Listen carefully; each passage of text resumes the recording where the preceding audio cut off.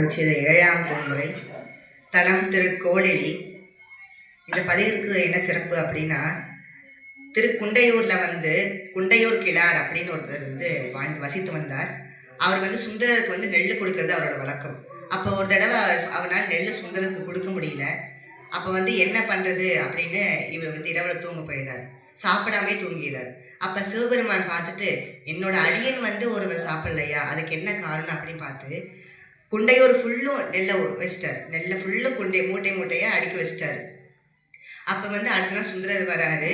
ஊரெல்லாம் நல்லா இருக்கு, இதை எப்படி அடுக்கி வைக்கிறது, இதை எப்படி திருவாரூர் கொண்டு போகிறது, பறவையார் நெல் இல்லாமல் அடியார்களுக்கு சமைக்க முடியாமல் இருக்கிறாங்க, எப்படி இதை திருவாரூர் கொண்டு போகிறது அப்படின்னு எனக்கு எங்கிட்ட ஆள் இல்லை, நீங்கள் ஆள் அனுப்பி வைங்க அப்படின்னு கோளெளி பெருமாள்கிட்ட கேட்குறாரு. அதுதான் இந்த பதிவு கடைசியில் சொல்வார், நெல்லிட ஆட்கள் வேண்டி அப்படின்னு இந்த பதிகத்தில் சொல்வார். திருச்சிற்றம்பலம். நீல நினைந்தடியேன், நீல நினைந்தடியேன், உமை நித்தடும் கை தொழு